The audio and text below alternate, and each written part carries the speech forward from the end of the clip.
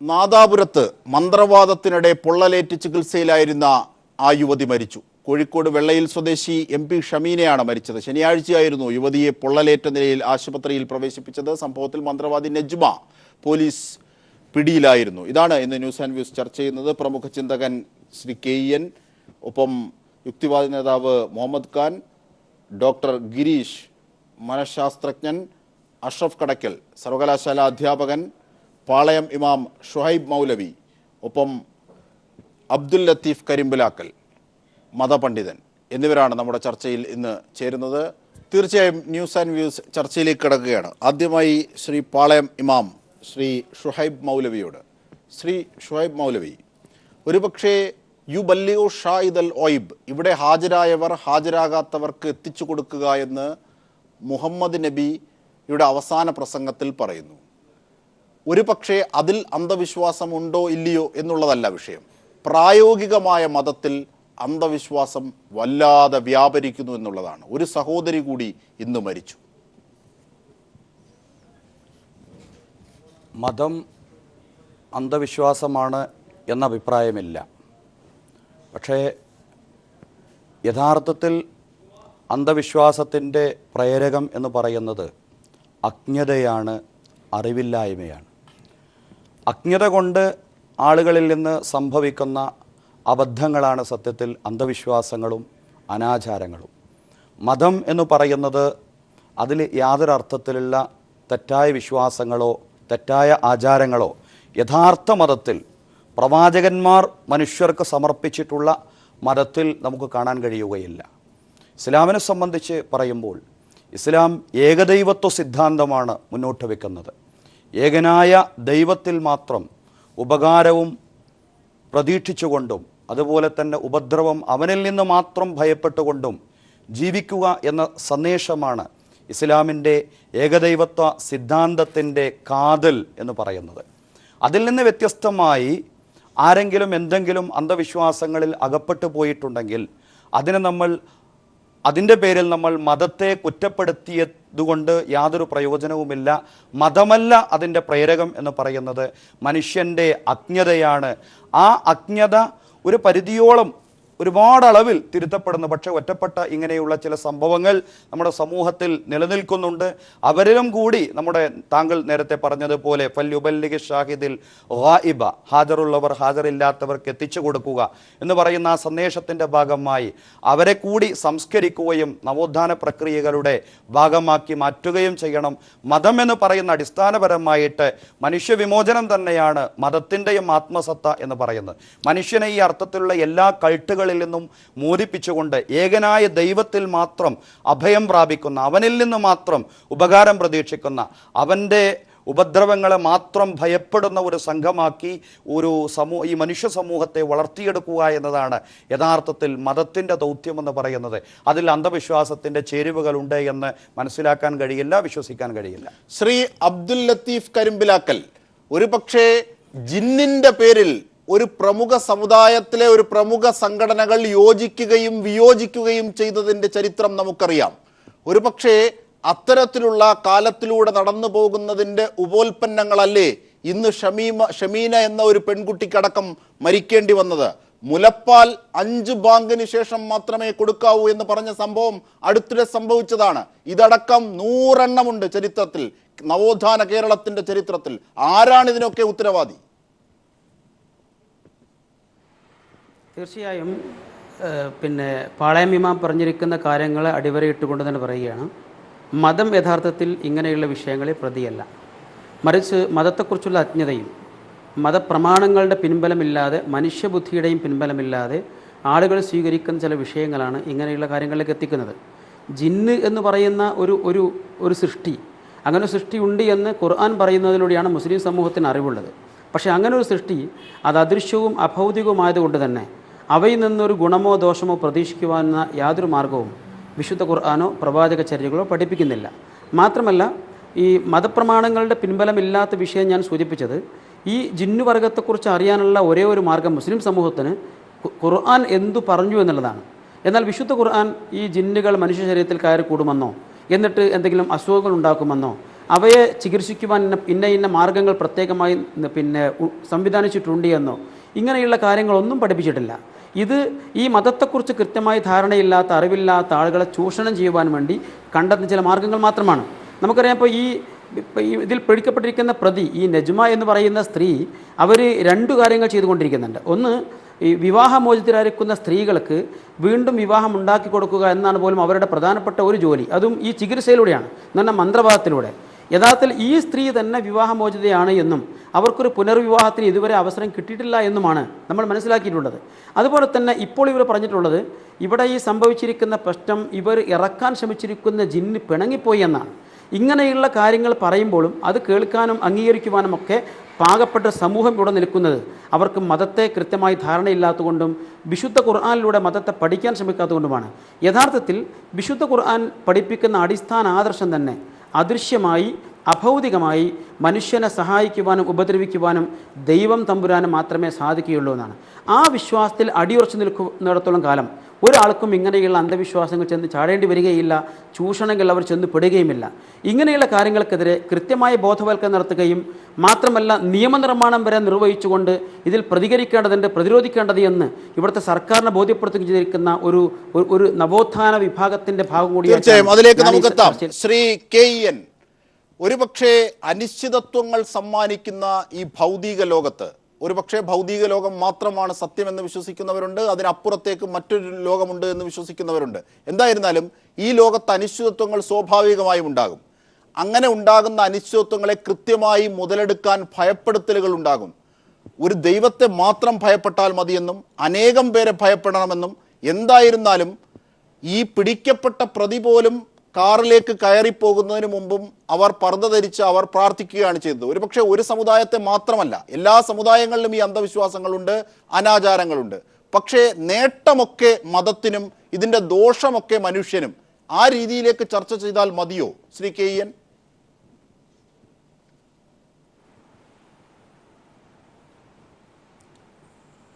നവോത്ഥാനത്തിൻ്റെ വേലിയിറക്ക കാലത്തിലൂടെയാണ് കേരളീയ സമൂഹം കടന്നു പോകുന്നത്. അതുകൊണ്ട് തന്നെ വളരെ അയുക്തികമായ, ജനാധിപത്യ മതനിരപേക്ഷ വിരുദ്ധമായ ആശയങ്ങളുടെ ഒരു വളർത്തു കേന്ദ്രമായിട്ട് കേരളീയ സമൂഹത്തെ ബോധപൂർവം മാറ്റിയെടുക്കാനുള്ള ശ്രമങ്ങൾ നടക്കുന്നുണ്ടോ എന്ന് തന്നെ നാം ആലോചിക്കേണ്ടതുണ്ട്. അതായത് രണ്ട് രീതിയിൽ ഈ പ്രശ്നത്തെ നോക്കിക്കാണേണ്ടതുണ്ട് എന്നാണ് ഞാൻ വിചാരിക്കുന്നത്. ഒന്നാമത്തേത്, നിലവിലുള്ള മൂലധന മേൽക്കോയ്മയുടെ ഒരു പശ്ചാത്തലത്തിൽ നോക്കിയാൽ ഉൽപ്പാദന മണ്ഡലത്തിൽ വളരെ കൃത്യമായ യുക്തിയാണ് അവർ മുന്നോട്ട് വെക്കുന്നത്. അതേസമയം ഉപഭോഗത്തിൻ്റെ മണ്ഡലത്തിൽ, വിതരണത്തിൻ്റെ മണ്ഡലത്തിൽ ഭ്രാന്തമായ അയുക്തികത അടിച്ചേൽപ്പിക്കാൻ അവർക്ക് കഴിയുന്നുണ്ട്. അതായത് സ്വന്തം ലാഭം വർദ്ധിപ്പിക്കാൻ ഉൽപ്പാദന ഘടനയെ സംബന്ധിച്ചിടത്തോളം യുക്തിയാണ് അവർ മുന്നോട്ട് വെക്കുന്നത്. അതിലൊരു വിട്ടുവീഴ്ചയില്ല. അതേസമയം അതേ മൂലധന ശക്തികൾ ഉപഭോഗത്തിൻ്റെ മണ്ഡലത്തിൽ അയുക്തികത അടിച്ചേൽപ്പിക്കുന്നുണ്ട്. അത് അവരുടെ ഉൽപ്പന്നങ്ങൾ വ്യാപകമായി വിൽക്കാനാണ്. രണ്ടിൻ്റെയും ലക്ഷ്യം ഒന്നാണ്. ഇതാണ് മൂലധന മേൽക്കോയ്മ ചെയ്തുകൊണ്ടിരിക്കുന്നത്. അതുകൊണ്ട് തന്നെ മനുഷ്യരുടെ യുക്തിബോധത്തെ ആക്രമിച്ചുകൊണ്ട് അയുക്തികത ആഘോഷിക്കാനുള്ള ഒരു പ്രവണത രൂപപ്പെട്ടു വരുന്നുണ്ട്. രണ്ട്, മതങ്ങൾ സ്വീകരിക്കുന്ന നിലപാടുകളാണ്. തീർച്ചയായിട്ടും മതങ്ങളെ സംബന്ധിച്ചിടത്തോളം ഇത്തരം അന്ധവിശ്വാസങ്ങൾക്ക്, അനാചാരങ്ങൾക്കെതിരെ ധീരമായ പ്രതിരോധം സൃഷ്ടിക്കാൻ അവർക്ക് ഉത്തരവാദിത്വമുണ്ട്. കാരണം ഇത് നേരത്തെ ചൂണ്ടിക്കാണിച്ച പോലെ മതങ്ങൾക്കും എതിരാണ്, മതേതരത്വത്തിനെതിരാണ്, മാനവികതക്കെതിരാണ്, എല്ലാറ്റിനും എതിരാണ്. സത്യത്തിൽ തത്വചിന്താപരമായി ഇതിനെ ഏതെങ്കിലും മതങ്ങൾക്ക് പിന്തുണയ്ക്കാൻ കഴിയും എന്ന് പറയാൻ പറ്റില്ല. പക്ഷേ എന്നിട്ടും നമ്മുടെ സമൂഹത്തിൽ ഇത് നിർബാധം തുടരുകയാണ്. ഇവിടെ ഒരു കാര്യം ചൂണ്ടിക്കാണിക്കപ്പെടേണ്ടതുണ്ട് എന്ന് ഞാൻ വിചാരിക്കുന്നു. ഈ നജ്മ എന്ന മനുഷ്യനെ നാം പരിഗണിക്കുമ്പോൾ അദ്ദേഹം നിരവധി തൊഴിലുകളിലൂടെ കടന്നു പോവുകയും അതെല്ലാം പരാജയപ്പെടുകയും ചെയ്തു എന്നാണ്. എന്നാൽ ഈ ജിന്ന് പണി വളരെ ആദായകരമായി തീരുന്നു. അവരിപ്പോഴും പറഞ്ഞിരിക്കുന്നത് അവർ നിർദ്ദേശിച്ച മണ്ണെണ്ണയ്ക്ക് പകരം പെട്രോൾ വാങ്ങേണ്ടി വന്നതുകൊണ്ടാണ് ഇത്തരം അപകടം ഉണ്ടായത്. മറ്റൊരു വിധത്തിൽ പറഞ്ഞാൽ കുറ്റം പെട്രോളിനാണ്. അവർ ചെയ്ത ഒരു പ്രവർത്തനത്തിനും കുറ്റമില്ല. മാത്രമല്ല അവരെ മാത്രം പ്രതിക്കൂട്ടിൽ നിർത്തിയാൽ മതിയാവില്ല. ഇത്തരം അയുക്തികത സ്വീകരിക്കാൻ വേണ്ടി ഒന്നിനു പിറകെ മറ്റൊന്നായി അണിനിരക്കുന്ന ഒരു ജനസമൂഹമുണ്ട്. എന്തുകൊണ്ടൊരു ജനസമൂഹം ഇത്തരത്തിലുള്ള അയുക്തികതയെ ആശ്ലേഷിക്കാൻ ഒരുങ്ങുന്നു എന്ന് നമ്മൾ ആലോചിക്കണം. വളരെ ദൂരെയുള്ള പ്രദേശങ്ങളിൽ നിന്ന് പോലും, പ്രത്യേകിച്ചും കേരളം പോലുള്ളൊരു സ്ഥലത്ത് ഇതെങ്ങനെയാണ് സാധ്യമാവുന്നത്? അതുകൊണ്ട് തീർച്ചയായിട്ടും ആരാധനാലയങ്ങൾ, പള്ളികൾ ഉൾപ്പെടെ കേന്ദ്രമാക്കി ഇത്തരത്തിലുള്ള പ്രവണതകൾക്കെതിരെയുള്ള പ്രചാരണം നടത്താൻ നേതൃത്വം നൽകേണ്ടതുണ്ട്. അത്തരം പ്രവർത്തനങ്ങളിൽ പലപ്പോഴും മത നേതൃത്വം പിറകോട്ട് പോകുന്നില്ലേ എന്നൊരു സ്വയം വിമർശനം നിർവഹിക്കേണ്ടതുണ്ട്. കാരണം ഇവർ വിജയിക്കുമ്പോൾ തീർച്ചയായിട്ടും ഇവർ പലതരത്തിൽ പിന്തുണയ്ക്കപ്പെടുകയും ഇവർ പരാജയപ്പെടുമ്പോൾ ഇവരെ പലതരത്തിൽ കൈയൊഴിയുകയും ചെയ്യുന്ന ഒരു സമീപനം, എല്ലാ സംഘടനകളും ഇത്തരമൊരു സമീപനമാണ് പുലർത്തുന്നത് എന്ന് ഞാൻ പറയുന്നില്ല. പക്ഷേ ഇത്തരം സമീപനം പുലർത്തുന്നവരും നമ്മുടെ സമൂഹത്തിൽ ഉണ്ട്. അവർ സ്വയം വിമർശനപരമായി കാര്യങ്ങൾ പരിശോധിക്കണം. നമ്മൾ മനസ്സിലാക്കണം, ഹൃദയം പോലും മാറ്റിവെക്കുന്ന ഒരു കാലത്താണ്. ഏറ്റവും ആധുനികമായ ഒരു പക്ഷേ ഇപ്പം വന്ന പുതിയൊരു വാർത്ത യന്ത്രവൃക്കയെക്കുറിച്ചുള്ള വാർത്തയാണ്. അങ്ങനെ യന്ത്രവൃക്ക പോലും സാധ്യമാകുന്ന ഒരു പുതിയ കാലത്താണ് ജിന്ന് ചികിത്സ എന്ന പേരിൽ വളരെയേറെ അന്ധവിശ്വാസപരമായുള്ള ഒരു ചികിത്സ നടക്കുന്നത്. അതെങ്ങനെ നടക്കുന്നു, ആരാണ് അതിന് ഉത്തരവാദി എന്ന് നമ്മൾ പരിശോധിക്കണം. തീർച്ചയായും. ശ്രീ മുഹമ്മദ് ഖാൻ, ഒരുപക്ഷെ പ്രവാചക വിരുദ്ധമായ വാക്യങ്ങൾ വരുന്നതിൻ്റെ പുറത്ത് കൈവെട്ടാൻ ആളുണ്ട്, അല്ലെങ്കിൽ ഖുർആൻ സഞ്ചരിക്കുന്ന പാതകൾക്ക് വിരുദ്ധമായി ഒരു പണ്ഡിത ഭാഷ്യം ചമച്ചതിന് ഒരു രക്തസാക്ഷിയായ സിദ്ധൻ ഇവിടെയുണ്ട്, ചേകന്നൂർ മൗലവി. അവരെയൊക്കെ കൃത്യമായി ഒതുക്കാൻ അറിയാം. പക്ഷേ ഇത് പ്രവാചക വിരുദ്ധമാണെന്നും പറയുന്നു. ഇതിനെ ഒന്നും ഒതുക്കാൻ അവിടുത്തെ മത നേതൃത്വങ്ങൾക്ക് ആകുന്നുമില്ല എന്ന വലിയ യാഥാർത്ഥ്യമുണ്ട്. ഒരുപക്ഷെ പറയാൻ പലരും മടിക്കുകയാണ്. പക്ഷേ മതത്തെയും അന്ധവിശ്വാസത്തെയും ഇങ്ങനെയാണ് വ്യതിരിക്തമായി കാണേണ്ടത്. വ്യതിരിക്തമായി കാണാനേ പറ്റില്ല എന്നുള്ളതാണ് വാസ്തവം. ഇത് പറയുമ്പോൾ ഒരു അപ്രിയ സത്യം ഞാൻ പറയുകയാണ്. മതവിശ്വാസമെന്ന ആന കയറി വരുന്ന വഴിയിൽ ഈ അന്ധവിശ്വാസമെന്ന പൂച്ച കയറി വരാൻ വളരെ എളുപ്പമാണ്. പരിണാമപരമായി നോക്കുകയാണെങ്കിൽ നമ്മുടെ മൈൻഡ് സെറ്റ് മതവിശ്വാസത്തിന് യോജിച്ചതാണ്. ഇന്നേ വരെ കഴിഞ്ഞു പോയ ഒരു സമുദായത്തെ എടുത്ത് നോക്കിയാൽ പോലും വിശ്വാസമില്ലാത്ത സമൂഹങ്ങളേയില്ല. എല്ലാ സമൂഹങ്ങൾക്കും വിശ്വാസമുണ്ടായിരുന്നു. എന്തുകൊണ്ട്? നമ്മുടെ മൈൻഡ് സെറ്റ് അങ്ങനെയാണ്. പിന്നെ എന്തുകൊണ്ട് മാറ്റമുണ്ടാകുന്നു? ഇപ്പം ഞാൻ മാറാൻ എൻ്റെ മൈൻഡിനോട്, എൻ്റെ മൈൻഡ് സെറ്റിനോട് സമരം ചെയ്യേണ്ടിയിരിക്കുന്നു. അങ്ങനെ സമരം ചെയ്ത ആളുകളാണ് യൂറോപ്പിലും സ്കാൻഡിനേവിയൻ രാജ്യങ്ങളിലൊക്കെ ഉള്ളത്. അതുകൊണ്ട് ഇതിൻ്റെ അടിസ്ഥാനം കിടക്കുന്നത് മതത്തിൽ തന്നെയാണ്. ഇപ്പം അടിസ്ഥാനപരമായ മതവിശ്വാസം, ഇപ്പം നബിയുടെ കാര്യം പറയാം. അദ്ദേഹത്തിന് അള്ളാഹുവിൽ നിന്ന് വഹി വന്നു, അത് മലക്ക് വന്നു വഹി നൽകി. അതൊരു അന്ധവിശ്വാസമാണ്, പ്രായോഗിക ജീവിതത്തിൽ എവിടെയും കാണാനൊക്കാത്തതാണ്.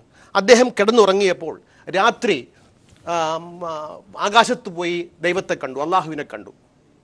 അതെങ്ങനെ വിശ്വസിക്കാനൊക്കും? ഇത് വിശ്വസിക്കാൻ നിർബന്ധിതമാകുന്ന ഒരു മനസ്സിന് ഒരു അല്പം കൂടെ ലളിതമായ രീതിയിൽ ജിന്നുണ്ട്. അത് വിശ്വസിക്കുകയാണെങ്കിൽ ഗുണം കിട്ടുമെന്ന് വിശ്വസിച്ചു പോയാൽ ആ മനസ്സിനെ കുറ്റം പറയാനൊക്കില്ല. അത് ആ വ്യക്തിയുടെയും കുഴപ്പമല്ല, അത് മനുഷ്യന്റെ ഇൻബിൽറ്റ് ആയിട്ടുള്ള കാര്യമാണ്. അത് ചോർത്തിക്കളഞ്ഞാൽ തന്നെ മുഹമ്മദ് എന്ന വ്യക്തി അവിടെ നടത്തിയ നവോത്ഥാന പ്രവർത്തനങ്ങൾ ശ്ലാഘനീയമല്ലേ ആ സമൂഹത്തെ മാറ്റിമറിക്കാൻ? ഓക്കെ, താങ്കൾ പറഞ്ഞത് താങ്കളുടേതായ ചിന്തയിൽ ആ പരിപ്രേക്ഷ്യത്തിൽ ഒരു പക്ഷേ ഈ ഊർജം കൈക്കൊണ്ട് അദ്ദേഹം നവോത്ഥാനത്തിൻ്റെ പ്രവർത്തനം അവിടെ നടത്തിയില്ലേ? അതിൻ്റെ മാതൃകയിലുള്ള നവോത്ഥാനത്തിൻ്റെ സാധ്യതകൾ ഇപ്പോഴും മതത്തിലുണ്ട്. പക്ഷേ അന്ധവിശ്വാസമാണ് അതിലേക്ക് മതിച്ചു കയറുന്നത്. ആ അന്ധവിശ്വാസത്തെയാണ് വെട്ടിക്കളയേണ്ടത്. അതാണ് ശ്രീ ഷുഹൈബ് മൗലവിയെ പോലുള്ളവരും കരിമ്പിലാക്കലിനെ പോലുള്ളവരും പറയുന്നത്. നിങ്ങൾ നവോത്ഥാനം എന്ന് പറയുമ്പോൾ നബി അടിമയെ വാങ്ങിച്ചു വിറ്റിരുന്നു. അത് അന്നത്തെ കാര്യത്തിൽ നവോത്ഥാനമാണ്. കാര്യം അദ്ദേഹത്തിന് അതെല്ലാം ചെയ്യാൻ ഒക്കൂല. പക്ഷേ ഒരു പുരോഗമന സമൂഹത്തിൽ നിന്ന് നോക്കുമ്പോഴോ, ഇപ്പം എല്ലാ കാലത്തേക്കുമുള്ള ഒരു നിയമമാണ് ഇത്, സ്ഥായിയായ നിയമമാണ്, ദൈവം നൽകിയ നിയമം എന്ന് പറയുമ്പോൾ അന്ന് നിലനിന്ന വിഷയങ്ങളിൽ നിന്ന് മാറ്റം അത് എല്ലാവരും ചെയ്തിട്ടുണ്ട്. നാരായണ ഗുരു എല്ലാവരും ചെയ്തിട്ടുണ്ട്, ആരും ചെയ്തിട്ടില്ലെന്നല്ല, അങ്ങനെയുള്ള മാറ്റങ്ങളുണ്ട്. പക്ഷേ അത് മൊത്തത്തിലുള്ള ഒരു സമൂഹത്തെ എങ്ങനെ മാറ്റിമറിക്കുമെന്ന് ചോദിച്ചാൽ മാറ്റിമറിക്കില്ല. കാരണം നൽകപ്പെടുന്ന വിശ്വാസത്തെ, മനുഷ്യൻ്റെ മൈൻഡ് സെറ്റിലുള്ള വിശ്വാസത്തെ ഊട്ടി ഉറപ്പിക്കുകയാണ് പല തെറ്റിദ്ധാരണകളും നൽകിക്കൊണ്ട്. അതുകൊണ്ട് ആ വിശ്വാസം രൂഢമൂലമാകുന്നു. ഇത് എളുപ്പമൊന്നും തീരുന്ന പ്രശ്നമല്ല. ഇപ്പം മൗലവിമാരോ അല്ലെങ്കിൽ രാഷ്ട്രീയക്കാരോ ഒക്കെ തീരുമാനിച്ചുറപ്പിച്ച് വന്നാലും തീരില്ല. ഇത് എളുപ്പം തീരില്ല. അത് തീരണമെങ്കിൽ ഒരുപാട് കടമ്പകൾ നമ്മൾ കിടക്കേണ്ടതുണ്ട്. ഞാനൊരു കാര്യം പറയാം. നിങ്ങളൊരു മാധ്യമത്തിൻ്റെ ഒരു രീതി എടുത്ത് നോക്കൂ. ഏത് മാധ്യമമാണ് ഇത്തരത്തിലുള്ള അന്ധവിശ്വാസ അനാചാര പ്രവണതകൾ ചെയ്യാതിരിക്കുന്നത്? എല്ലാം സീരിയൽ എടുത്ത് നോക്കിയാലും ശരി, പരസ്യങ്ങൾ എടുത്ത് നോക്കിയാലും ശരി, എല്ലാം അന്ധവിശ്വാസ പ്രചരണങ്ങളുടെ പിറകെയാണ്. അത് ഉള്ള ഒരു മൈൻഡ് സെറ്റിനെ ഉറപ്പിക്കാനുള്ള എല്ലാ ശ്രമങ്ങളും നാനാഭാഗത്തും നടക്കുമ്പോൾ മതപ്രചരണം ഉൾപ്പെടെ, മതം എവിടെയൊക്കെ പ്രചരിപ്പിക്കപ്പെടുന്നു അവിടെയൊക്കെ മനുഷ്യനെ പിറകോട്ട് വലിക്കലാണിത്. അതിൽ യാതൊരു സംശയവും വേണ്ട. ഈ പ്രകൂട്ട് വലിക്കൽ കൊണ്ടാണ്, അതിൻ്റെ ബഹിസ്ഫുരണമാണ്. ഞാനൊരു ഉദാഹരണം പറയാം. കഴിഞ്ഞ ആഴ്ച പാകിസ്ഥാനിൽ ഒരു മുസ്ലിമായ ആള് ഒരു പള്ളിയിൽ പോയി, ഒരു സൂഫി ശ്രൈനിൽ പോയിട്ട് അവിടെ പൊട്ടിത്തകരുകയാണ്. ആ തകർച്ചയിൽ 120 ആളുകൾ മരിക്കുന്നു, 250 ആളുകൾ കൊല്ലപ്പെടുന്നു. ആ മൈൻഡ് സെറ്റ് തന്നെയാണ്. അതിൻ്റെ ഒരു ചെറിയ രൂപമാണ് ഇവിടെ നമ്മൾ കാണുന്നത്. ഇവിടെ ഒരാൾ ഒരാളെ കൊല്ലുന്നു, അവിടെ ഒരാൾ 120 പേരെ കൊല്ലുന്നു. ഇങ്ങനെ ലോകത്തിൻ്റെ എല്ലാ ഭാഗത്തും നടക്കുന്ന തീവ്രവാദത്തിൻ്റെ തന്നെ കാരണമെന്ന് പറയുന്നത് മതവിശ്വാസവുമായി ബന്ധപ്പെട്ട് കിടക്കുന്നു എന്ന് കാണാതിരുന്നാൽ നമുക്ക് യഥാർത്ഥ കാരണം പിടികിട്ടില്ല. അതിനെന്താണ് പോംവഴി? അതെല്ലാവരും കൂടി ഇരുന്ന് ആലോചിക്കണം. അത് നിങ്ങൾ ഈ പറഞ്ഞ കണക്ക് മതത്തെ വിശ്വാസവുമായി ബന്ധപ്പെടുത്തി നോക്കുമ്പോൾ അതിൻ്റെ സോഫ്റ്റ് കോർണറിലേക്കുള്ള ഒരു അപ്രോച്ച് എടുക്കേണ്ടിയിരിക്കുന്നു. പക്ഷെ അത് സാധ്യമല്ല എന്നുള്ളതാണ് വിരോധാഭാസം. ആ വിരോധാഭാസത്തെ എങ്ങനെ മറികടക്കണം? മനുഷ്യകുലത്തിന് മുമ്പിലുള്ള ഒരു പ്രധാന ചോദ്യം തന്നെയാണ്. എളുപ്പത്തിൽ ഉത്തരം കണ്ടെത്താൻ പറ്റുമോ എന്ന് ചോദിച്ചാൽ ശ്രമങ്ങളുണ്ട്, എത്ര വിജയിക്കുമോ എന്നുള്ളത് കാലം തെളിയിക്കണം.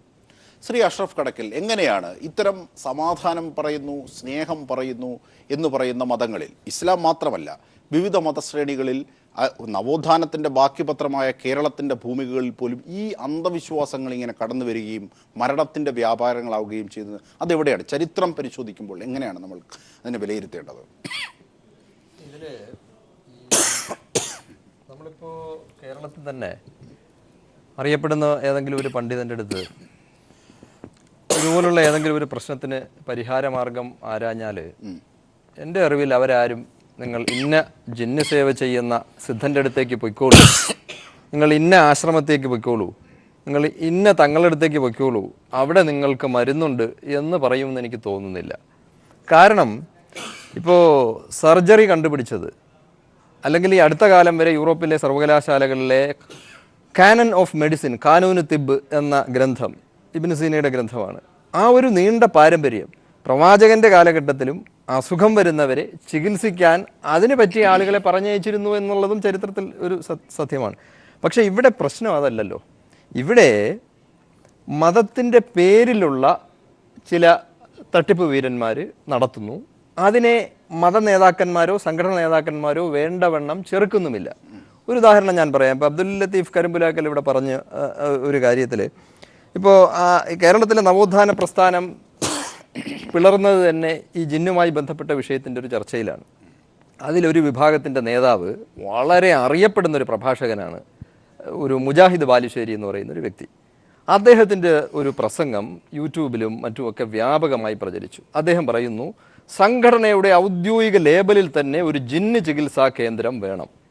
അപ്പം നവോത്ഥാനത്തിൻ്റെ പേരിൽ വന്ന ഒരു പ്രസ്ഥാനത്തിൻ്റെ ഏറ്റവും വലിയൊരു നേതാവ് തന്നെ പരസ്യമായി ജനങ്ങളോട്, അദ്ദേഹത്തിൻ്റെ സംഘടനാ ബന്ധുക്കളോട്, അനുയായികളോട് ഇങ്ങനെ ആഹ്വാനം ചെയ്യുന്ന ഒരു അവസ്ഥയിലേക്ക് എത്തിയിട്ടുണ്ടെങ്കിൽ ഇവിടെ ഒരുപാട് പുനഃപരിശോധന വേണം. അത് മതസംഘടനകൾ മാത്രം നടത്തിയാൽ പോരാ. സന്തോഷ് മാധവൻ്റെ കേസ് വന്നപ്പോൾ DYFI മാർച്ച് നടത്തി, മതസംഘടനകൾ മാർച്ച് നടത്തി, ആത്മീയ കേന്ദ്രങ്ങളിലേക്ക് മാർച്ച് നടത്തി, കുറേ ആളുകളെ അറസ്റ്റ് ചെയ്തു. ഈ നടപടികൾക്ക് പിന്നെ എന്ത് സംഭവിച്ചു? ഇവിടെ ഇപ്പോഴും നടക്കുന്നില്ലേ ഇതുപോലുള്ള ഒരുപാട് തട്ടിപ്പുകൾ? ഞാനിത് ഏതെങ്കിലും ഇസ്ലാമിൻ്റെയോ മുസ്ലിമിൻ്റെയോ പ്രശ്നമല്ല. ഇപ്പോൾ ഇവിടുത്തെ ഏറ്റവും വലിയ KEN സൂചിപ്പിച്ചു, ഇവിടുത്തെ കമ്പോളം, ഈ കമ്പോളം ഇപ്പോൾ നിയന്ത്രിക്കുന്ന ആരാണ്? ആൾ ദൈവങ്ങളല്ലേ. മൈദയുടെ മാർക്കറ്റ് ഇപ്പോൾ നിയന്ത്രിക്കുന്നത് മറ്റൊരാൾ ദൈവമല്ലേ. അപ്പോൾ ഇങ്ങനെ ഈ ആൾ ദൈവങ്ങളുടെ അടുത്തേക്കാണ് റോക്കറ്റ് വിക്ഷേപിക്കുന്നതിന് മുമ്പ് അതിൻ്റെ തലപ്പത്തിരിക്കുന്ന ആളുകൾ അനുഗ്രഹം തേടി പോകുന്നത്. അപ്പോൾ ഇത് ഏതെങ്കിലും ഒരു മതത്തിൻ്റെ പ്രശ്നമായിട്ട് കണ്ടാൽ പറ്റില്ല. അപ്പോൾ ആ രൂപത്തിലുള്ളൊരു സൊസൈറ്റി ഇപ്പോൾ കേരളത്തിൽ വ്യാപകമായി വരുന്ന വേറൊരു ട്രെൻഡ് ഉണ്ട്, പ്രൊഫറ്റോപ്പതി. ഞാൻ ആദ്യമായിട്ട് കേൾക്കുന്നതാണ്, പ്രവാചക വൈദ്യം. ഈ അടുത്ത കാലത്ത് കാസർഗോഡും വയനാടും ഒക്കെ വലിയ സമ്മേളനം നടന്നു. ഈ തിരുവനന്തപുരത്ത്, കല്ലമ്പലത്ത്, കൊല്ലത്ത് ക്യാമ്പുകൾ നടന്നു വരുന്നു. ആ ക്യാമ്പിൽ ക്ലാസ് എടുക്കുന്ന ഒരാളിനും പിന്നെ വൈദ്യശാസ്ത്രത്തിൽ, അതായത് ആയുർവേദത്തിലോ അലോപ്പതിയിലോ ഹോമിയോപ്പതിയിലോ എന്തിന് യുനാനിയിൽ പോലും ഒരു തരത്തിലുള്ള യോഗ്യതയും ഇല്ലാത്ത ആളുകൾ വന്ന് എന്തായി ഗവൺമെൻറ് എവിടെ? ഗവൺമെൻറ് ഇത്തരം കാര്യങ്ങൾ നിരീക്ഷിക്കേണ്ടതല്ലേ? ഇത്തരത്തിലുള്ള വിശ്വാസത്തിൻ്റെ പേരിൽ, അന്ധവിശ്വാസത്തിൻ്റെ പേരിൽ ജനങ്ങളെ അവർക്ക് ഏറ്റവും അധികം ബുദ്ധിമുട്ടുണ്ടാക്കുന്ന അവസ്ഥയിലേക്ക് കൊണ്ടുചെന്ന് എത്തിക്കുന്നത് വളരെ പരസ്യമായി. എന്തിന്? ഇലക്ഷൻ വരുമ്പോൾ ഈ പറയുന്ന ജനങ്ങൾക്കിടയിൽ കൂടുതൽ അനുയായികളുള്ള ഈ ആത്മീയ തട്ടിപ്പ് വീരന്മാരുടെ അടുത്തേക്ക് വോട്ട് ചോദിച്ചു പോകുന്നു, അനുഗ്രഹം ചോദിച്ചു പോകുന്നു, അവരെ നിർത്തി പ്രാർത്ഥിക്കുന്നു. പുരോഗമന കക്ഷികളായ ആളുകളുടെ നേതാക്കന്മാർ പോലും ഇത്തരത്തിലുള്ള ആളുകളുടെ അരമനകൾ സന്ദർശിക്കുന്നു.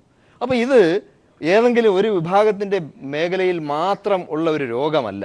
ഈ രോഗം സാർവത്രികമായി എല്ലാവരെയും ബാധിച്ചിരിക്കുകയാണ്. ഇതിൽ നിന്ന് മുക്തമാക്കണമെങ്കിൽ ഗവൺമെന്റിന്റെ ഉത്തരവാദിത്വം. പക്ഷേ അതിനകത്ത് ഏറ്റവും പ്രധാനപ്പെട്ട ഒരു കാര്യം എന്നത്, നമ്മുടെ വീട്ടിലൊരു പ്രശ്നമുണ്ടായാൽ വീട്ടുകാരാണ് ആദ്യം ഇടപെടേണ്ടത്.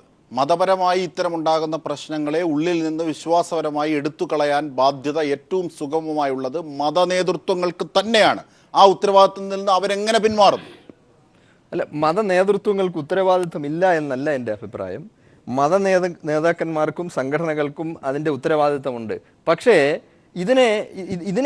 ഇതിൻ്റെയൊക്കെ മേലെയാണല്ലോ ഈ കോർപ്പറേറ്റ് എന്ന് പറയുന്നൊരു സാധനം, ഈ കമ്പോളം എന്ന് പറയുന്ന സാധനം. അപ്പോൾ ഇതിൽ സക്സസ് ആയ ഏത് സിദ്ധനുണ്ടോ ആ സിദ്ധന്റെ മുന്നിൽ ഓച്ചാനിച്ച് നിൽക്കുന്നവരാണ് നിയമം നടപ്പിലാക്കേണ്ടവരും മറ്റുള്ളവരും.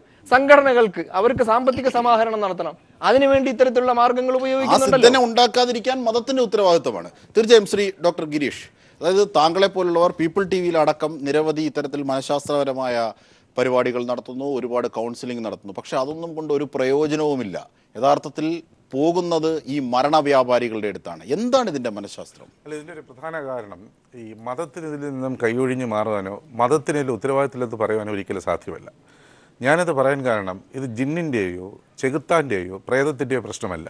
ഈ ജിന്നാണോ ചെകുത്താനാണോ പ്രേതമാണോ എന്ന് വരുമ്പോഴാണ് ഏത് മതം എന്നുള്ള അത് തമ്മിലുള്ള പ്രശ്നം. ഞാൻ പറഞ്ഞ ജിന്നിൻ്റെയും ചെകുത്താൻ്റെയും പ്രേതത്തിൻ്റെ പ്രശ്നമല്ല. ഇതിൻ്റെ പിന്നിലെ പ്രശ്നം, മതം നമ്മെ ചിന്തിപ്പിക്കുവാൻ സഹായിക്കുന്ന ഒരു രീതിയുണ്ട്, ഒരു മാർഗമുണ്ട്.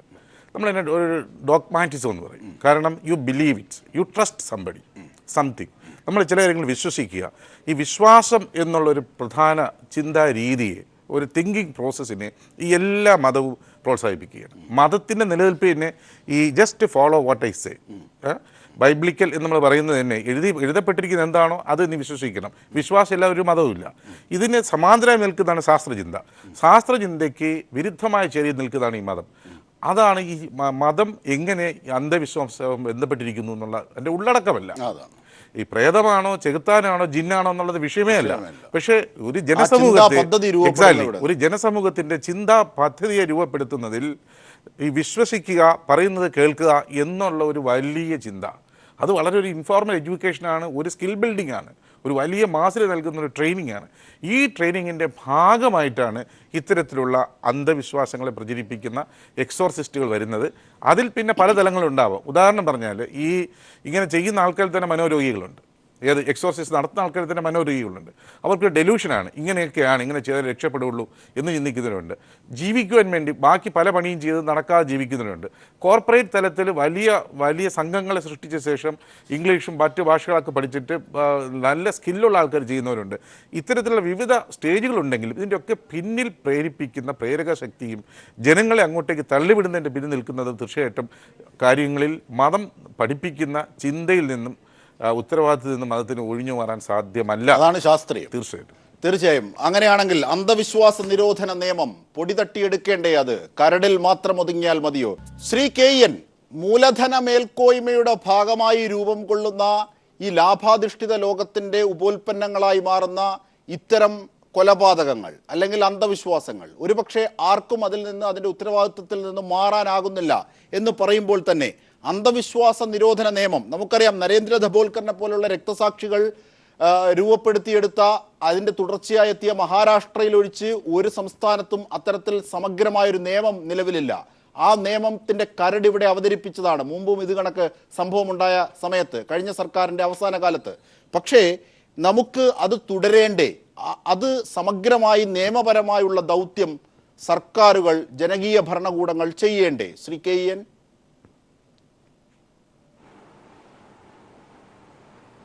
വളരെ അനിവാര്യമായ ഒരു കാര്യമാണ്. കാരണം സാമൂഹ്യ സംഘടനകളുടെയും മതസംഘടനകളുടെയും സംയുക്ത പ്രവർത്തനം കൊണ്ട് മാത്രം ഇത് പരിഹരിക്കാനാവില്ല. അതുകൊണ്ട് തന്നെ നിയമപരമായി അന്ധവിശ്വാസത്തെ നിരോധിക്കേണ്ടതും പിന്തുണയ്ക്കുന്നത് ശിക്ഷാർഹമായി പ്രഖ്യാപിക്കേണ്ടതുമാണ്. നേരത്തെ ചൂണ്ടിക്കാണിച്ച പോലെ നരേന്ദ്ര ദബോൽക്കറുടെ രക്തസാക്ഷിത്വം ഇനിയും ജീവിച്ചിരിക്കുന്ന എല്ലാ മനുഷ്യരോടും ആവശ്യപ്പെടുന്നത് ഇത്തരമൊരു നിയമത്തിൻ്റെ അനിവാര്യതയിലേക്കാണ്. അതേസമയം തന്നെ ഈ ഒരു നിയമം നിലവിൽ വരുന്നതോടുകൂടി ഇതെല്ലാം അവസാനിക്കും എന്ന് കരുതാൻ യാതൊരു നിർവാഹവുമില്ല. അതുകൊണ്ടാണ് ഞാൻ തുടക്കത്തിൽ പറഞ്ഞത്, ഇതിനെതിരെ മതത്തിൻ്റെ മണ്ഡലത്തിൽ നിന്നും വലിയൊരു സമരം ഉയർന്നു വരണം. മതനിരപേക്ഷ മതരഹിത കാഴ്ചപ്പാട് പുലർത്തുന്നവരും വലിയൊരു സമരം, ഒരർത്ഥത്തിൽ ഒരു ഐക്യമുന്നണി, സാംസ്കാരിക ഐക്യമുന്നണിയാണ് ഈ ഒരു മണ്ഡലത്തിൽ അനിവാര്യം. കാരണം ആദർശാത്മകമായ വിശ്വാസത്തെയും അതോടൊപ്പം അന്ധവിശ്വാസങ്ങളെയും യാന്ത്രികമായി കൂട്ടിക്കുഴയ്ക്കുന്നത് കൊണ്ട് ഈ പ്രശ്നത്തിനെതിരെ വിപുലമായ ഒരു ജനകീയ ഒത്തുചേരൽ സാധ്യമാകുന്നതിൽ വിള്ളൽ വീഴാനാണ് സാധ്യത. അതുകൊണ്ട് വിപുലമായൊരു ജനാധിപത്യ കൂട്ടായ്മ വേണം. ആദർശാത്മക മതവിശ്വാസം പുലർത്തുന്നവർ, ഇത്തരം അന്ധവിശ്വാസങ്ങളെ വിട്ടുവീഴ്ചയില്ലാതെ എതിർക്കുന്നവർ, അവരും അതോടൊപ്പം തന്നെ മതരഹിത കാഴ്ചപ്പാട് പങ്കുവെക്കുന്നവരും ഒന്നിച്ചു ചേർന്നുകൊണ്ടാണ് ഇതിനെതിരെയുള്ള ഒരു വലിയ കൂട്ടായ്മ രൂപപ്പെടുത്തേണ്ടത്.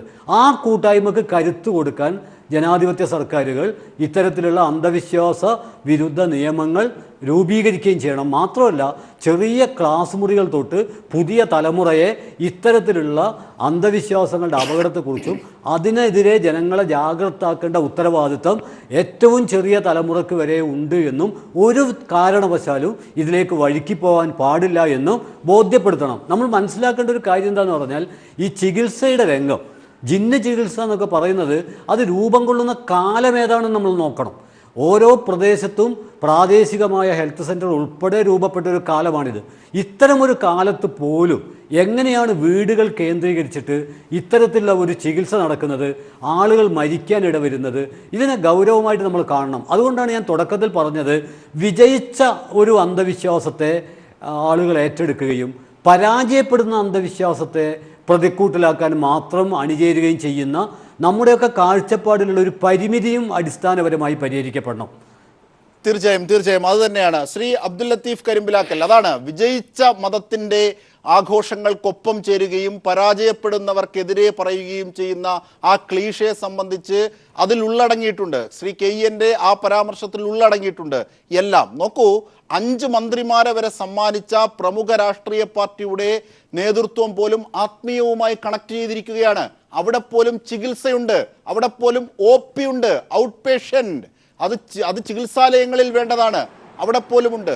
ഇതൊക്കെ കൈകാര്യം ചെയ്യുകയും ആ കൈകാര്യകർത്താക്കൾ തന്നെ ഈ വിധത്തിലേക്കാവുകയും ചെയ്യുന്ന ഒരു സംസ്കാരം ചൂണ്ടിക്കാണിച്ചിട്ട് മണ്ണെണ്ണയേക്കാൾ കത്തും പെട്രോൾ എന്ന് അറിഞ്ഞുകൂടാത്ത ഒരു പാവം സ്ത്രീ ചെയ്തത് എങ്ങനെ അവരെ മാത്രം കുറ്റവാളിയാക്കും?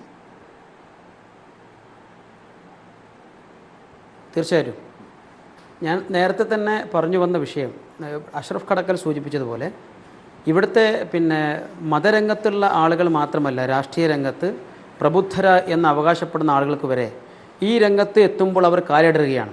ഇപ്പോൾ നേരത്തെ ഉണ്ടായിരിക്കുന്ന അന്ധവിശ്വാസങ്ങൾക്കെതിരെയുള്ള പല പ്രകടനങ്ങളും പല പ്രക്ഷോഭങ്ങളും വഴിക്ക് വെച്ച് നിന്നുപോയതിൻ്റെ കാരണം അത് ഇവിടുത്തെ ഏതെങ്കിലും ഒരു മുസ്ലിം സംഘടനയുടെ മാത്രം പ്രശ്നമല്ല.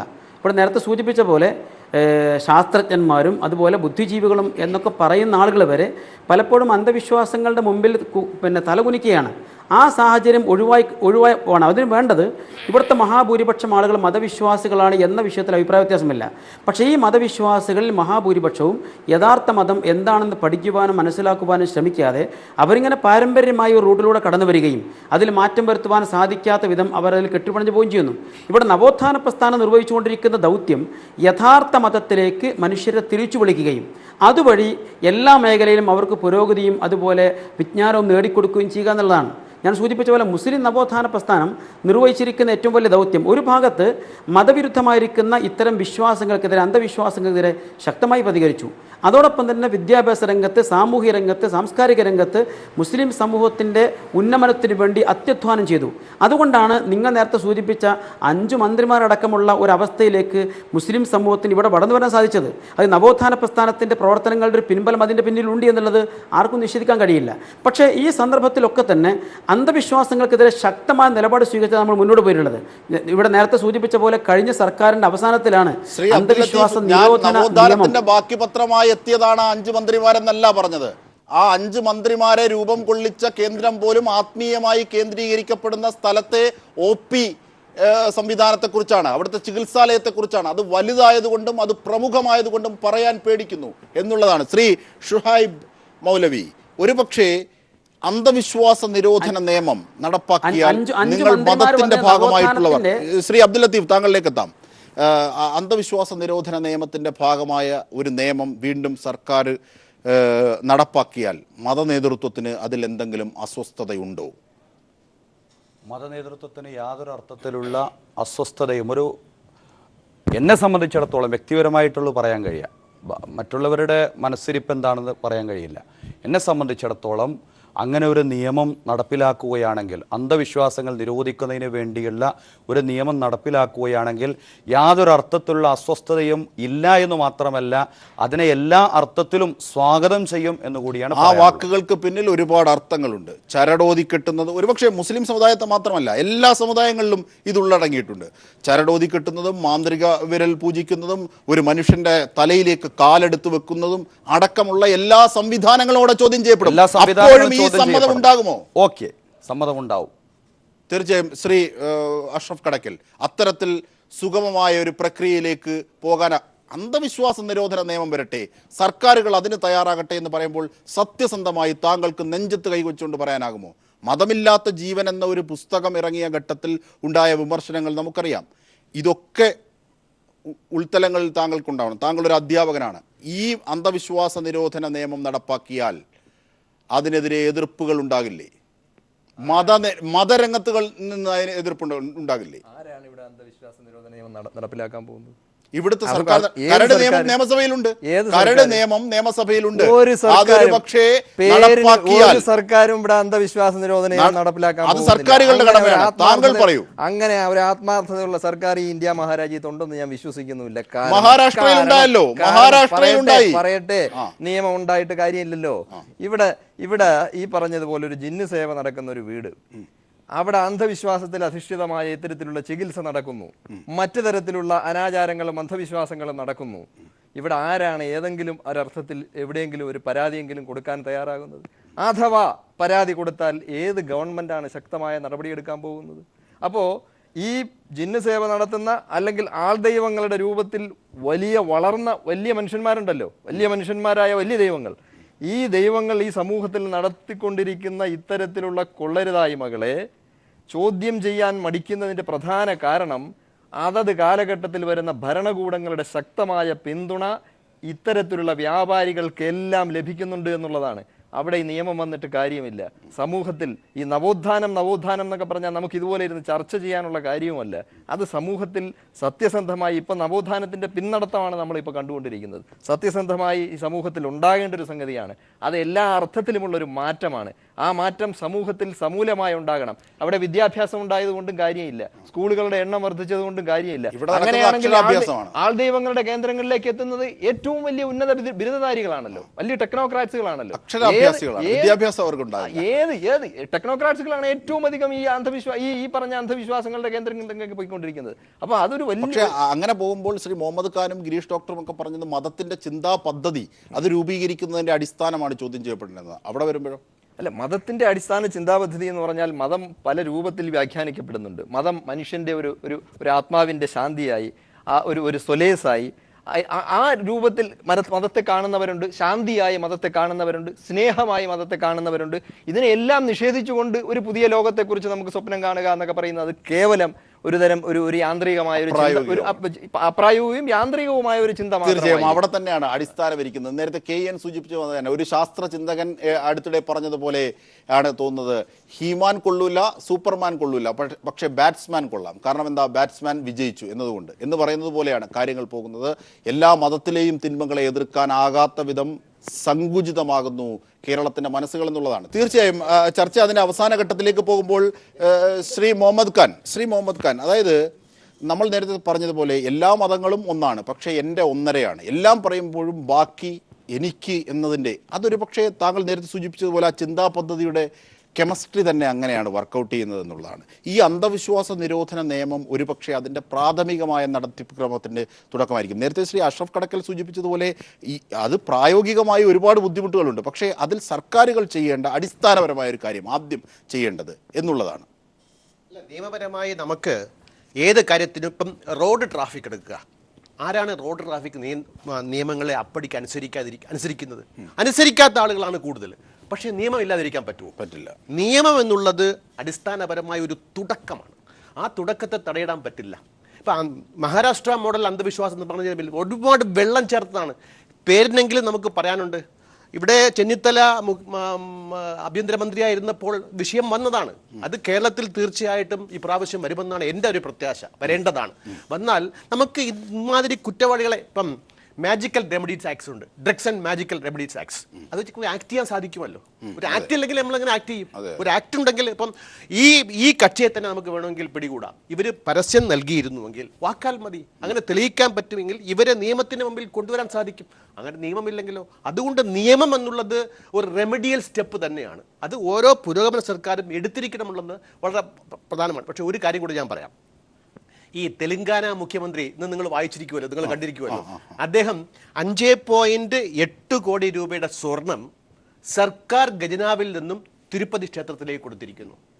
എങ്ങനെയാണ് ജനങ്ങൾ ഇത് കണ്ടു മനസ്സിലാക്കുന്ന? ജനങ്ങൾ എങ്ങോട്ട് പോകും? ജനങ്ങളെ മാത്രം കുറ്റം പറഞ്ഞിട്ട് എന്ത് കാര്യം? ഗുജറാത്തിലെ ഒരു മന്ത്രി ചെക്ക് എഴുതി ക്ഷേത്രത്തിൽ കൊടുത്തിരിക്കുന്നു, നോട്ട് നിരോധനത്തിന്റെ വലിയ ദുരന്തം ഉണ്ടായ സമയത്ത് തന്നെ.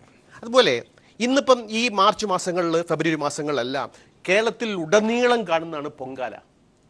അതായത് മഴ പെയ്യാത്ത കാലഘട്ടത്തിൽ ബാക്ടീരിയ സാന്നിധ്യം അധികമുള്ള റോഡ് വക്കിൽ വന്നിരുന്ന് ആഹാരം പാചകം ചെയ്താൽ അതിന്മേൽ പുണ്യം നൽകുന്ന ദൈവം എന്ന് പറഞ്ഞാൽ ആ ദൈവത്തെ എവിടെ കൊണ്ടുവയ്ക്കും? അപ്പം അതിന് മാത്രമല്ല, ഈ എല്ലാ പൊങ്കാലയ്ക്കും എന്തുമാത്രം പ്രചരണമാണ് നടക്കുന്നത്, എന്തുമാത്രം ഒരുക്കങ്ങളാണ് നടക്കുന്നത്. വരാൻ പോകുന്ന ഒരു ഡ്രൗട്ടിനെ കുറിച്ച് ആർക്കെങ്കിലും താല്പര്യമുണ്ടോ? ആർക്കെങ്കിലും പഠനമുണ്ടോ? അപ്പം യാഥാർത്ഥ്യത്തെ മറന്നുകൊണ്ടുള്ള ഒരു രീതിയാണ് ഈ വിശ്വാസങ്ങൾ വരുത്തി വെക്കുന്നത്. ഒരു മരണം മാത്രമല്ല, നമ്മൾ കഴിഞ്ഞ പ്രാവശ്യം ഒരു മരണമുണ്ടായപ്പോൾ ചർച്ച ചെയ്തു, ഇപ്പോൾ അടുത്ത മരണത്തിന് ചർച്ച ചെയ്യുന്നു. ഈ വീണ്ടും ഒരു മരണം ഉണ്ടാകാതിരിക്കാൻ എന്തു വേണം? ശ്രീ KN, ഇനിയും ഒരു മരണം ഉണ്ടാകാതിരിക്കാൻ എന്ത് വേണം? സ്വന്തം നേട്ടമെന്ന സ്വാർത്ഥത ഒരുപക്ഷെ കമ്പോളവൽക്കരണത്തിന്റെ ഭാഗമായി കടന്നുകൂടിയതാകാം. പക്ഷെ അതിനെ നിയന്ത്രിക്കാൻ ഒരു സർക്കാർ വേണം, സർക്കാരിന്റെ കൃത്യമായ ഇടപെടലുകൾ വേണം. സർക്കാരിനോട് ഈ വിഷയത്തിൽ താങ്കൾക്ക് പറയാനുള്ളത്, ഒപ്പം പൊതുസമൂഹത്തോട് പറയാനുള്ളത്, ചർച്ച പൂർത്തീകരിക്കുന്ന ഘട്ടത്തിൽ ശ്രീ KN.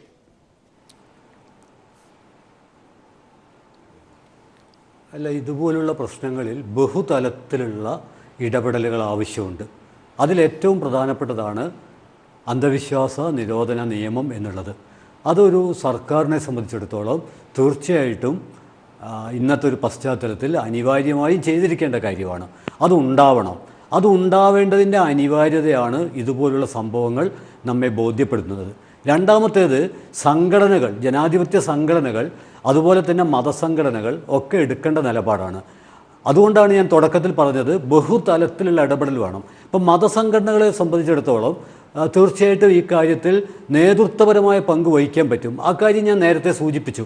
ഉദാഹരണമായിട്ട് ഒരു ക്ഷേത്രമായിട്ട് ബന്ധപ്പെട്ടാണ്, പള്ളിയായിട്ട് ബന്ധപ്പെട്ടാണ്, ചർച്ചായിട്ട് ബന്ധപ്പെട്ടാണ് അന്ധവിശ്വാസങ്ങൾ രൂപപ്പെടുന്നതെങ്കിൽ, ബന്ധപ്പെട്ട് എന്നതുകൊണ്ട് പറയുന്നത് ചർച്ചിൻ്റെ, പള്ളിയുടെ, ക്ഷേത്രത്തിൻ്റെ അനുമതിയോടെ എന്ന അർത്ഥത്തിലല്ല, മറിച്ച് അതുമായി ബന്ധപ്പെട്ട വിശ്വാസി സമൂഹത്തിൽ നിന്നാണ് ഇത് രൂപപ്പെട്ടു വരുന്നതെങ്കിൽ അതിനെതിരെയുള്ള പ്രചാരണത്തിൻ്റെ കേന്ദ്രമായിട്ട് ഇത്തരം ആരാധനാലയങ്ങൾ സത്യത്തിൽ മാറണം. അരുത്. ഇത് ഒരു കൂട്ടക്കുരുതിയിലേക്കാണ്, ഒരു ജനസമൂഹത്തെ തെറ്റിദ്ധരിപ്പിക്കുന്നതിലേക്കാണ് നയിക്കുന്നത്. അതുകൊണ്ട് ഇത് ചെയ്യാൻ പാടില്ല, ഇത് മതതത്വങ്ങൾക്കെതിരാണ് എന്ന ബോധവൽക്കരണ പ്രവർത്തനത്തിൻ്റെ മുന്നിൽ മതസംഘടനകൾ നിൽക്കണം. അതോടൊപ്പം തന്നെ രാഷ്ട്രീയ പാർട്ടികൾ, സാംസ്കാരിക സംഘടനകൾ, അവരൊക്കെ ഈ പ്രവർത്തനത്തിൽ ചെയ്യണം. അതുകൊണ്ട് ബഹുതലത്തിലുള്ള പ്രവർത്തനങ്ങളിലൂടെ ഇത്തരം ഒരു ജനാധിപത്യ വിരുദ്ധ അവസ്ഥയെ നേരിടണം. അതോടൊപ്പം തന്നെ ഇത്തരത്തിലുള്ള ആൾദൈവങ്ങൾ, ഞാൻ നേരത്തെ പറഞ്ഞു, നമ്മുടെ ചർച്ച എല്ലായ്പ്പോഴും ചെറുകിട ആൾദൈവങ്ങളെക്കുറിച്ചാണ്. അതായത് ഗ്രാമത്തിലൊക്കെ ഉള്ള സ്മോൾ സ്കെയിൽ ദൈവങ്ങളെക്കുറിച്ചാണ് നമ്മൾ ചർച്ച ചെയ്യുന്നത്. ലാർജ് സ്കെയിൽ ദൈവങ്ങൾ നമ്മുടെ ചർച്ചക്കപ്പുറത്ത്, എല്ലാ ചർച്ചകളെയും പരിഹസിച്ചുകൊണ്ട് നമ്മുടെയൊക്കെ സംവാദത്തിൻ്റെ അപ്പുറത്ത് അവർ ഇതിനെയൊക്കെ നിയന്ത്രിച്ചുകൊണ്ടിരിക്കുകയാണ്. അത് ചോദ്യം ചെയ്യപ്പെടണം. അതായത് എല്ലാ സംവാദങ്ങളും എല്ലാ നിയമങ്ങളും ഈ രംഗത്തെ ദരിദ്രരായ മൂന്നാം ലോക പാർശ്വവൽകൃത ദൈവങ്ങളെ മാത്രമാണ് ആക്രമിക്കുന്നത്.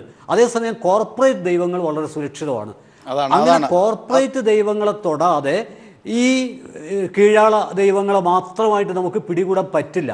അപ്പോൾ ആ അർത്ഥത്തിലാണ് ഞാൻ സൂചിപ്പിക്കുന്നത്, ബഹുതലത്തിലുള്ള ഇടപെടലുകൾ ആവശ്യമുണ്ട്. അതത്ര എളുപ്പമല്ല, പക്ഷേ ഇതിനെ പരാജയപ്പെടുത്തുക എന്നത് അസാധ്യവുമല്ല. അതാണ് ശ്രീ ഡോക്ടർ ഗിരീഷ്. അതായത് നമുക്ക് ചർച്ച പൂർത്തീകരിക്കാൻ സമയമായി, സമയപരിമിതിയുണ്ട്. അതായത് ഇത്തരത്തിൽ പെട്രോള്, കെറോസിനേക്കാളും മണ്ണെണ്ണയെക്കാളും ഇൻഫ്ലേമബിൾ ആണെന്ന് പഠിപ്പിക്കുക, അതാണ് ഇതിനുള്ള ഏക റെമഡി എന്നതിലേക്ക് നമ്മുടെ ചർച്ച എത്തരുത്. ഒരു പക്ഷേ ദൈവമുണ്ടായാൽ, നേരത്തെ മുഹമ്മദ് ഖാൻ സൂചിപ്പിച്ച പോലെ ദൈവമുണ്ടായതിലേ പിശാച്ചുണ്ടാകൂ, ദൈവമില്ലെങ്കിൽ പിശാച്ചുമില്ല. താങ്കളും പറഞ്ഞു ആ ചിന്താപദ്ധതി രൂപപ്പെടുത്താം. പക്ഷെ പ്രായോഗികമായി ഇന്ന് കേരളത്തിൻ്റെ അവസ്ഥ വെച്ചിട്ട് ജനാധിപത്യവും മതനിരപേക്ഷതയും ഒക്കെ അംഗീകരിച്ചുകൊണ്ട് എന്താണ് നിയമപരമായി ഇത് നടപ്പാക്കുന്നതിൻ്റെ പ്രസക്തി? എനിക്ക് തോന്നുന്നത് നിയമനിർമ്മാണം വളരെ അനിവാര്യമാണ്. പക്ഷേ നിയമനിർമ്മാണത്തോടൊപ്പം തന്നെ റെമഡി, അതെ, ആദ്യം സംസാരിച്ച പോലുള്ള വ്യത്യസ്തമായ സംഘടനകൾ, അത് ഈ പറഞ്ഞ പോലെ മതത്തിൻ്റെയും മതവും അല്ലാതെ നിൽക്കുന്നതുമായിട്ടുള്ള വിവിധ സംഘടനകളുടെ ഏകീകരണവും ഒരു ഐക്യനിരയും വളരെ അനിവാര്യമാണ്. വിദ്യാഭ്യാസ ബോധവൽക്കരണ പ്രക്രിയ വളരെ അനിവാര്യമാണ്. കാരണം മുൻപ് ഒരിക്കൽ ഇവിടെ ലൈഫ് സ്കിൽ എഡ്യൂക്കേഷൻ കൊണ്ടുവരാൻ ശ്രമിച്ച അവസരത്തിൽ ഒരു ഇടതുപക്ഷ ഗവൺമെൻറ് അതിനെതിരെ ഏറ്റവും കൂടുതൽ ബഹളം ഉണ്ടാക്കിയത്, ലൈംഗിക രാജ്യത്വം സൃഷ്ടിക്കാൻ പോകുന്ന ബഹളം ഉണ്ടാക്കിയത് മതസംഘടനകളായിരുന്നു. അപ്പോൾ അത്തരം പ്രശ്നം ഉണ്ടാകാത്ത വിധത്തിൽ മതസംഘടനകളെ കൂടെ ടു വിന്നിങ് ഇൻ കോൺഫിഡൻസ് എടുത്ത ശേഷം ഒരു ഐക്യനിര ഉണ്ടാക്കിയ ശേഷം വിദ്യാഭ്യാസ ബോധവൽക്കരണ പ്രക്രിയകളും നിയമനിർമ്മാണവും നടപ്പിലാക്കേണ്ടത് വളരെ അനിവാര്യമായ കാര്യമാണ്. ആ നിലയ്ക്ക് കൊണ്ടുവരേണ്ട അത്യാവശ്യമാണ്. അവർ ഒടുവിൽ എന്നെ തേടിയെത്തുമ്പോൾ മാത്രം പ്രതികരിച്ചാൽ മതിയോ എന്നതിലേക്ക് കാര്യങ്ങൾ പോകരുത്. തീർച്ചയായും ശാസ്ത്രീയമായ ചിന്തയിലൂടെ ഇതൊക്കെ എടുക്കേണ്ടതിൻ്റെ അനിവാര്യത, ഒപ്പം സർക്കാരും ജനകീയ ഭരണകൂടങ്ങളും ഈ കാര്യത്തിൽ പുലർത്തേണ്ട ജാഗ്രത ഒക്കെ ഉയർന്നു വരികയാണ്. ഇനി ഒരു ഷമീനമാരും ഇവിടെ മരിച്ചു വീഴരുത് എന്ന ഉത്തമ ബോധ്യമുണ്ടാകേണ്ടത് മത നേതൃത്വങ്ങളുടെ കൂടി ഉത്തരവാദിത്തമാണ്. ആ രീതിയിലേക്ക് ചർച്ച വികസിക്കട്ടെ. തീർച്ചയായും ചർച്ചയിൽ പങ്കെടുത്തവർക്കൊക്കെ